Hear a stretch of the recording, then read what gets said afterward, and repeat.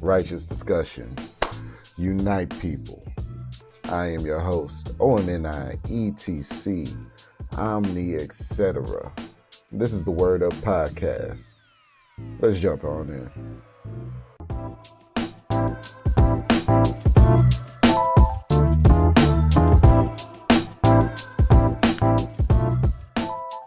If you're new to the platform, please subscribe, hit the notification bell, as well as like the broadcast. Not doing so is a sign of micro penis. Consult your physician today. I could get through it. Listen. Folks, whoever is deciding to tune into this, today, this broadcast, this pod, subject matter of today is called Death of the Gentleman. Death of the Gentleman. It necessarily hasn't died recently. It seems as though it's been dead. I'm a Southern brother that was raised on Southern gentleman principles. Opening doors open, holding doors open for women. She has to walk on a particular side of the street when she's with you. Matter of fact, why are y'all not in a vehicle? Provision, protection. And these are things that you do for women in general, even if this is going to be the kicker for some folks. People don't, we don't really have these discussions when it comes to what I call the boy-girl discussion. This isn't men-women discussions. To me, these are the discussions of children. When we have the boy-girl conversation, we don't talk about how men should conduct themselves in general. Even if she's not giving you any, there's still certain things required of men. At least to be a gentleman, to be considered a gentleman. And I know a lot of the times we get it. I'm not saying we because it's not I, but men get in their feelings. Oh, if she doesn't do this, then I won't do that. It sounds like conditional masculinity, and we wonder why women have conditional femininity. We don't like to have these conversations. As men, we don't like to have these conversations. Because truth be told, when we have the boy-girl conversation, I've actually heard that you shouldn't do X, Y, and Z for a female if she's not doing X, Y, and Z for you. Long before I heard women say, well, until you do X, Y, and Z, I'm doing that. In fact, now that I think about it, you could say that a lot of women were led into this behavior. It could be said that men actually paved the way, or at least laid the foundation for conditional femininity. A certain kind of man.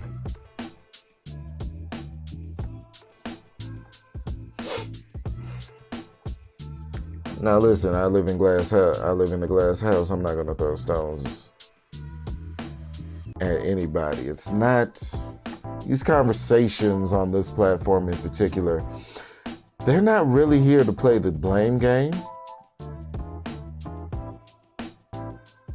but more so to discover the root causes of things.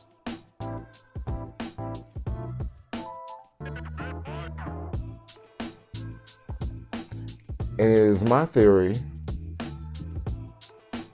my theory, that men are psychologically in leadership positions within the mind of women. What do I mean by this?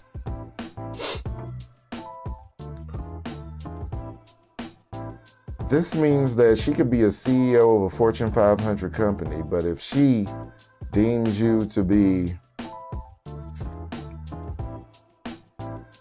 a male that's worthy of her time and attention, to a certain degree, she will still look at you from a leadership lens, even though things will naturally destabilize because women are hypergamous and they expect a certain oomph out of men that they don't believe they possess themselves. They, quote unquote, the phrase of dating down when we're talking about women that are in a different tax bracket, a higher tax bracket than their male counterparts. Them calling it dating down. Because the whole point of a woman getting on your program is to elevate in some way, shape, or form. In her mind. So if she's the CEO of a Fortune 500 company and she chooses you, or rather chooses on you, there was a reason. But something just goes haywire because it starts to not make sense in her mind while she's paying all the bills on you. But that only works for brothers that's not really, you know what I'm saying, no, you could throw it well in sack, but it will, like reality, every woman has to come back to reality at some point. See, over there is fantasy. On that side is fantasy. Over here, we deal with the reality of the situation, the long term, the longevity of these scenarios. And so, the death of the gentleman, now that I think about it, was started by certain practices of men. You don't do X, Y, and Z for a female unless, so you don't hold the door open for her. Some brothers, straight savages.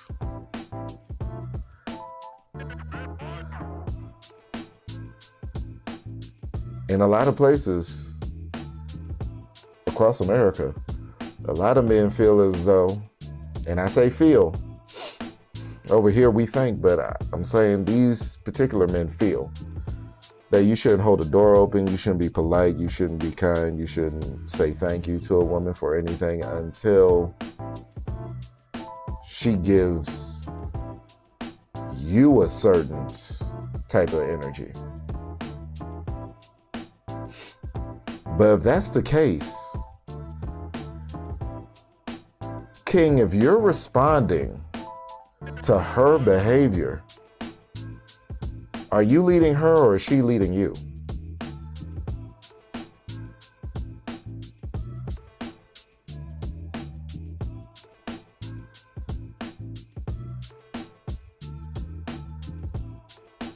Something to think about as we break down what's going on tonight, what's going on this evening, well, soon to be this morning.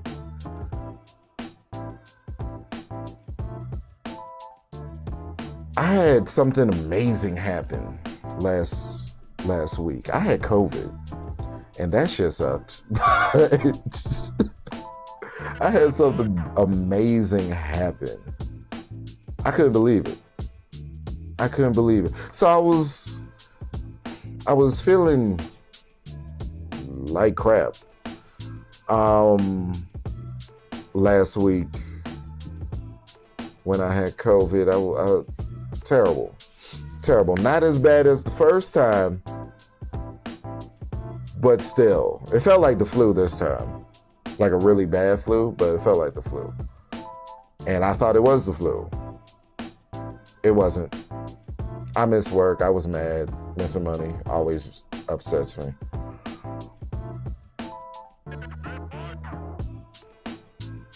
So I'm just on YouTube, Facebook, YouTube, Facebook, trying to figure out what to do with myself.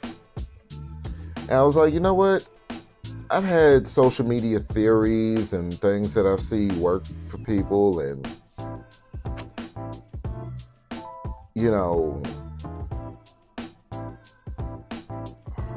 certain things come of it, certain activities on social media. So now, every content creator, let me turn this back up.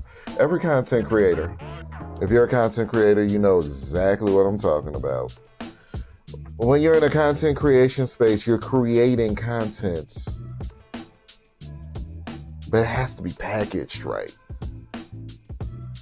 It has to be packaged a certain way. Now, you can create any type of content that you want. We have pre-recorded content that's heavily edited and whatnot. You have live shows like this, where you just speak from the heart, uninterrupted, so people get a different type of feel that it's real. You got, reels. And on YouTube, it's YouTube Shorts. But, TikTok became a thing. It really started as a goofy way to make digital effects happen. It was supposed to be TikTok started off as a augmented reality video type thing, and then it became a social media platform that was booming for short form content. And then, once the new thing happens, TikTok is essentially the new Snapchat, where Snapchat had stories. Now everybody got stories. Instagram came out with TikTok came out with a new format, And now TikTok's format is everywhere. So we got Reels, we got Shorts. Shorts on YouTube, Reels, Facebook, and Instagram. And that's the new poppin' container for our content. It's the new bow, it's the new style of ribbon that you need at Christmas for your gift to stand out, because in order for the gift to be well received, it needs to be packaged in a good, because hey, you can't just hand somebody, here's the gift. No, you have to get that paper, get that bow on it right. You know what I'm saying? So when I say new container, reel is the format, it's the wrapping paper, it's the bow on top. And it's the one that the algorithm on all of these platforms are pushing out. So it's the top dog. It used to just be live content in and of itself, but people's attention span is nowadays the size of a mosquito. So a minute is the most you're getting. That's it. That's all you got today is $1. Now, let's be clear. I can't tell if we're evolving or devolving, because there used to be a platform called Vine where you only had 7 seconds. So to go from 7 seconds to a minute is crazy. It's got to be something scientific behind that. I'm going to get back with y'all after I do my research on that, because that's an interesting thing to think about. But I digress. The death of the gentleman. And while I'm talking about reels and things like this, I posted a reel on my Facebook that was shared over from YouTube. You know what I'm saying? I posted it up. Right now, we're sitting at, you won't believe this, people, on my Omni, etc. If you see this broadcast and you came from that reel activity or wherever, because there's going to be reels over here made and posted over there. If you're from the new influx of people that have following me on Facebook, I appreciate y'all off of one reel, but that reel did. It's blowing my mind right now. The activity is still flowing. It's still going up. 12 million is currently sitting at 12 million views. 12 million views on one reel. I was astounded. Because it was a theory that I actually thought about way back when. I was discouraged by certain people who shall remain nameless from posting that as a form of content. Not for myself personally, but I'm not going to get into that. But I was discouraged from doing that because it wasn't, well, they really didn't have a good reason that made sense to me. So I'm not going to bring it up. But decided to test out a social media strategy. And it's still evolving. Like that was phase one that I'm talking about now. And then, well, I can't tell you about the other phases, but it's an ongoing process. So I posted that up. That was the first thing to do. So take a piece of content elsewhere on the internet, transpose it to your own profile. Done. Instant success. Instant success. This piece of content that I'm talking about is the lesser known Denzel Washington movie, Roman J. Israel Esquire. I didn't know that this movie existed until I came across the reel. The reel series, for when I'm pulling things over, it's not just me, yanking content elsewhere and then posting it on my page. There's a purpose behind that. So this was lesson one of a lesson series.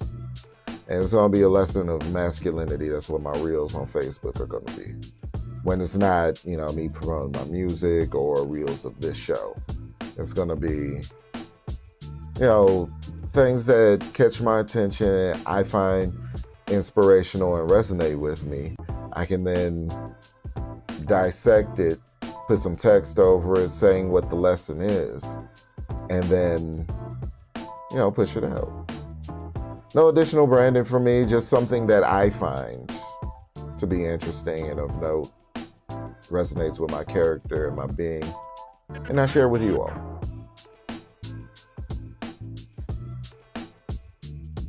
So this was lesson one. This was the first time I did it. It's currently sitting at 12 million views. Incredible. This clip resonated with people so much. Okay? It was crazy how much it started a conversation that is way bigger than me. Way bigger than me. So we're going to have this conversation. And I'm going to give you what my thoughts are, because I really didn't fully in there share my thoughts of this particular movie clip. I didn't fully share my thoughts. So we're going to break this down chunk by chunk, because I'm not trying to get flagged. Listen. I'm playing it off of movie clips, Fandango movie clips. It's Roman Israel. I think it was Paramount. Paramount, please do not flag my video. This is fair use. We're going to get into it, but let me get into Roman Israel and what I gleaned from watching the movie in its entirety after seeing that one clip of the movie. Roman Israel is a man who is hardwired to be a certain way. He's very much a gentleman. He's uncouth, has absolutely zero tact. He's direct to the point, and he can't help but call out bullshit when he sees it. Now, he's not necessarily an aggressive man, and he's not necessarily a strong, what you would consider to be, super macho. He's not a thug. He's a lawyer. He's usually playing a background role because the first case that he actually took in the movie, spoiler alert, the first case that he actually performed in the movie, actually, he was put in contempt of the court because the judge was treating his client unfairly. And he raised hell about it, but the judge put him in contempt of court.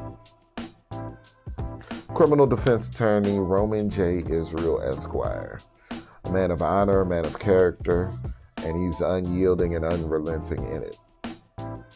Man after my own heart, honestly. The problem is that he spent so much time in the background role, he didn't get accustomed to the certain nuances as the world changed. The feminist movement became a thing. So I'm not going to give away the movie, but circumstances lead him to be the legal, I don't want to say informant, but to be a speaker in front of a group of protesters, activists, over certain things that are happening in society. Now, it's not really entirely clear what they're protesting, but there was a whole different protest raised after Roman decided to, and Denzel gave a beautiful performance in this movie. This is a highly underrated movie, in my opinion. Highly underrated. Denzel gave a beautiful performance. But the reason why this is underrated is because in this movie, he's not your typical black man archetype, the angry black man that's super strong, thugged out. You know what I'm saying? He's not that guy. He's like a lot of black men, just trying to get on with life, have a purpose, serve that purpose, and serve others in doing so. And has shown very little respect in return for his hard work and his endeavors throughout the decades. I'm not going to give the whole movie away, but it twists and turns.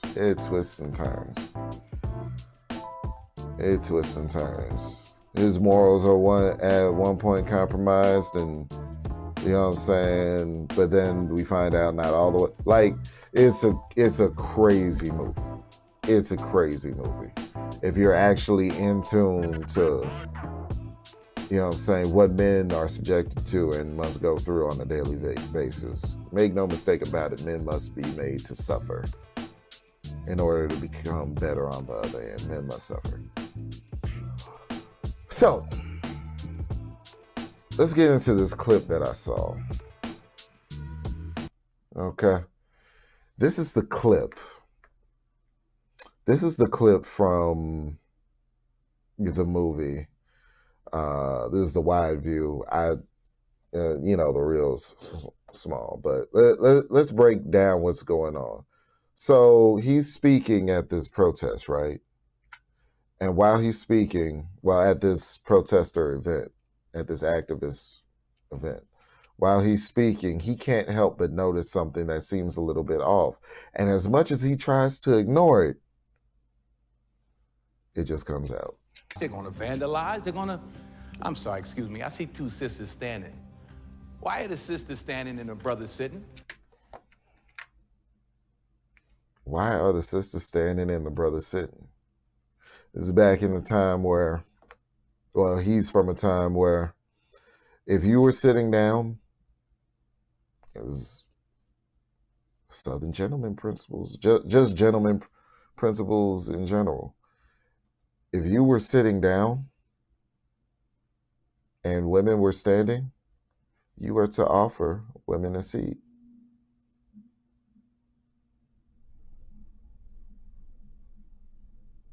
So what he just said right here is, why are the brothers sitting and the sisters standing?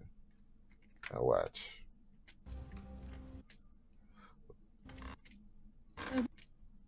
We want to sit, we can ask. Well, you ladies got to speak up for yourselves. If we want to sit, we can ask. Now, very true. Very true. However, Was it offered?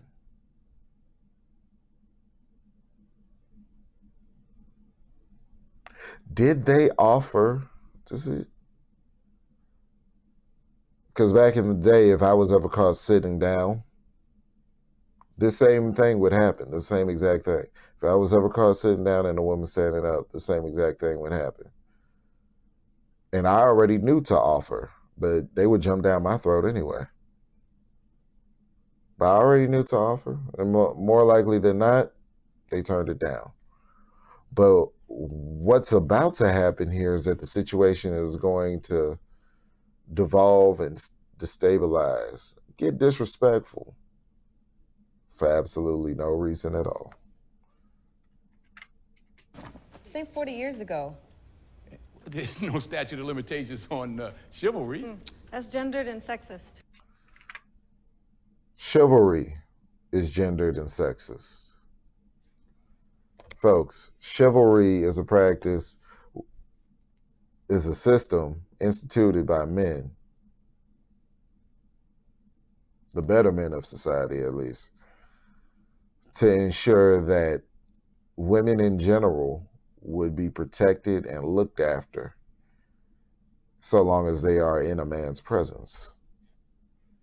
But it's gendered and sexist. This is the thing about double standards. They're here for a reason. I know we don't like them unless they benefit us, because, pretty chicks, ugly chicks have to pay for all their drinks. Pretty chicks get free drinks thrown at them all night, and they take them gladly. That's a double standard, but that double standard seems to benefit a lot of women. A lot of women let that one fly so long as it benefits them.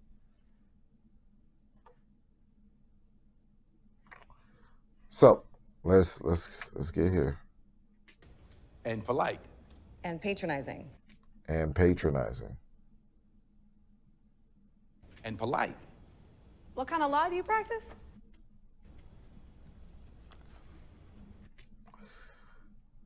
Well, I'm a criminal defense attorney.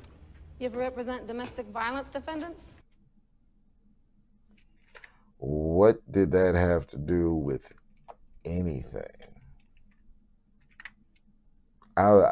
Ladies, if you could let me know what that in particular had to do with anything. Many times. Knowing that they're guilty? Meaning what? Meaning you have a choice. Watch it. But see, and my brother who was a defense attorney for many a year, he broke down something to me that, whether his client is guilty or not, it's not his job to worry about. The Sixth Amendment is, oh, wait, hold on, he didn't get to it. Someday you may need the Sixth Amendment. Okay, so the Sixth Amendment is to ensure that everybody accused of a crime is given due process and has representation, has the ability to have legal representation, someone represent them, so that they are well defended or defended enough by someone who actually understands the law. It's the concept, we know legal aid, I don't want to hear it. That's the concept of the Sixth Amendment, okay?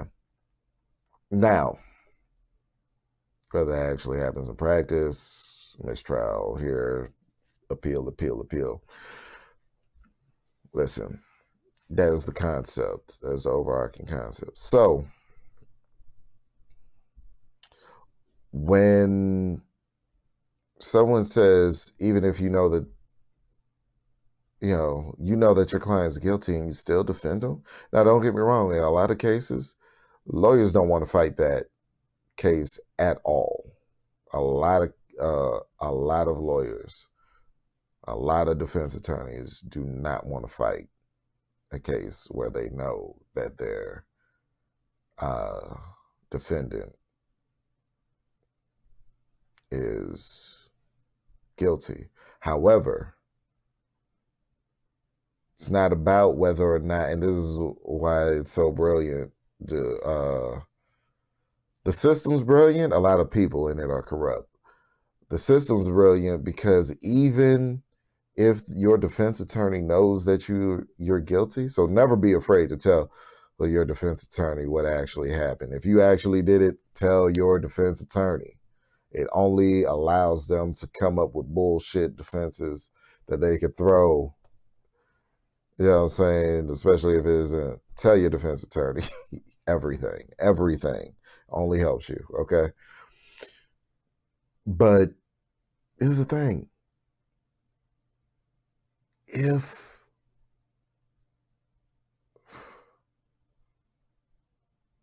your defense attorney knows that you're guilty, they have to formulate on your behalf a reasonable defense. In some cases, a spectacular defense. You know what I'm saying? To get you acquitted, because that's their job at the end of the day. Doesn't matter whether or not you're guilty. Their job is to defend you. That's it. There's nothing else. So,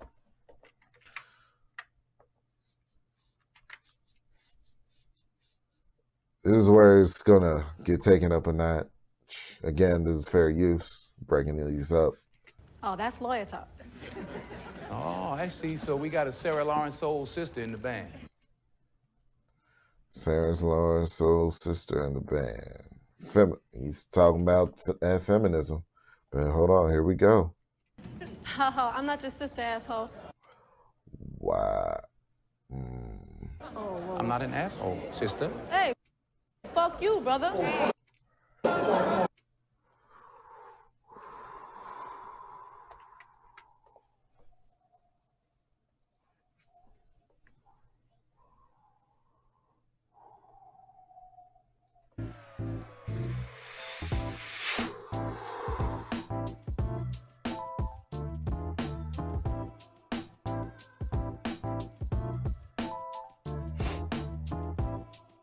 Protect black women. Where are all the good men?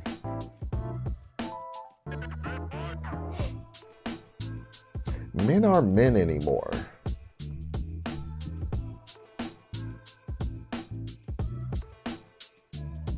Where did all the good men go?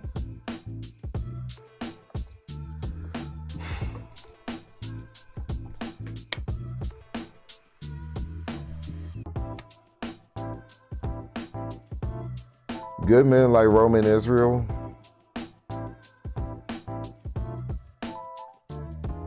few and far between. Men that do the right thing, not because they get accolades for it or because, they get attention. Roman, at the start of the movie, he was in the background. Something happened to put him in the foreground but he was all right doing his thing from the shadows. Men that do the right thing, not because they get some sort of reward out of it, but because they understand that the right thing, and it's gonna sound corny as fuck, don't get me wrong, but they understand that the right thing, doing the right thing, is really its own reward. Something I really didn't understand as a child growing up was like, doing a good thing is your own reward if you don't get nothing from it. But when it comes to the concept of chivalry, gentleman principles, it makes for a more harmonious society. Because if the women feel like the men actually do have their back, then they'll sit pretty and do what you ask of them, to a certain extent. But now, what I see out here, every man is led by their dicks. You can't have a 5-minute you can't hold a conversation with a dude for like 10, 15 minutes nowadays.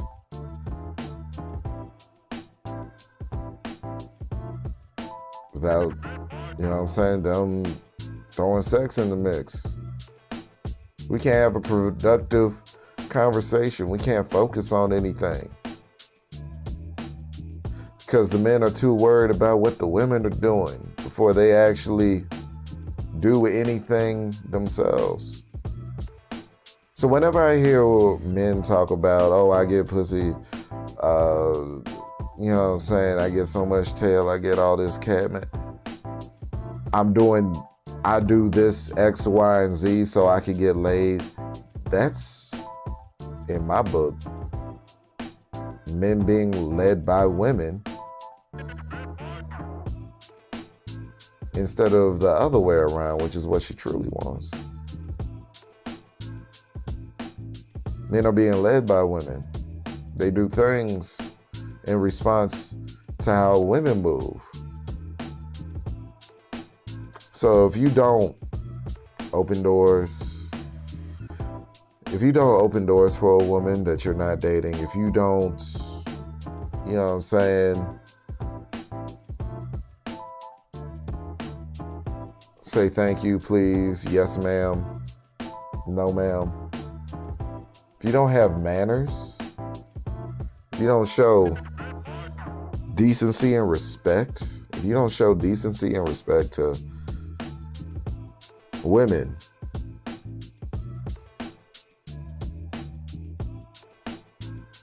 and you wait to get your cues from them in order for you to do so,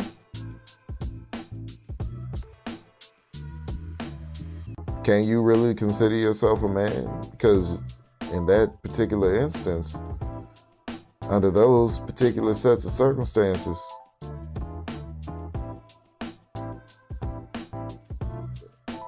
it's safe to say that she's leading you.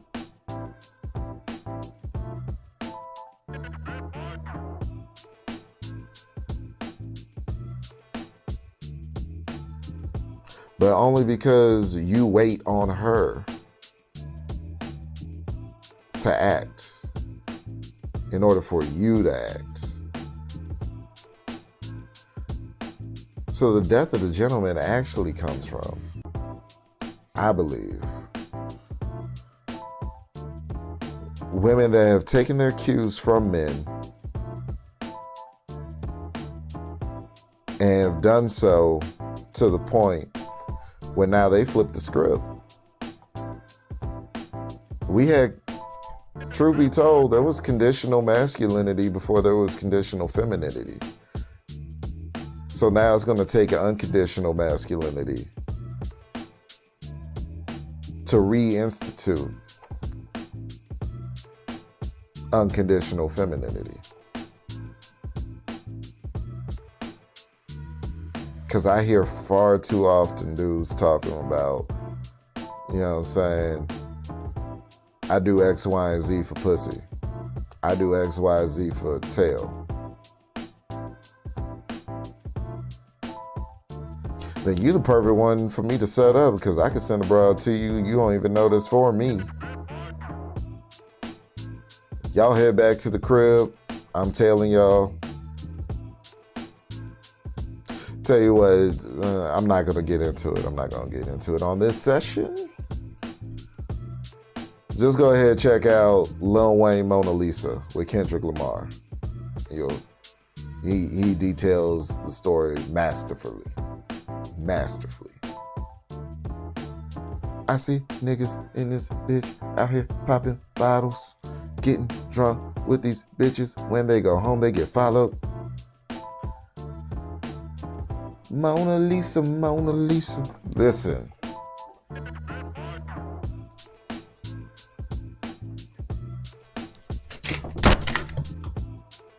What in the fuck? Y'all want to see a scary story? Oh my God. Hold on. 1 second. Technical difficulties, folks. Technical difficulties. Oh, I love it. The light fell off my shit. Hold on. Okay. You can't see me, but let me adjust this light real quick. That's crazy.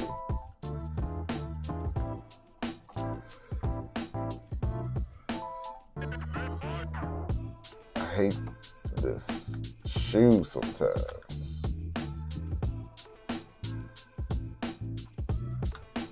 I'm gonna take a pair of pliers to that shit, but that was hilarious. That was hilarious. So that just lets me know what it's time for. All right. So, without further ado, peace, love, health, wealth to you all. And yeah, the movie's called Roman Israel Esquire. That's literally the name of this movie. I suggest everybody check it out. More reels to come, more action to come, more music to come. If you want to check out my main channel, well, not my main channel, my music channel, OMNIETC. That's my music artist channel. More music to come. Also, I'm putting together a Patreon-ish deal on my website where you can become a subscriber. Working out a content plan. I got new merch, word merch.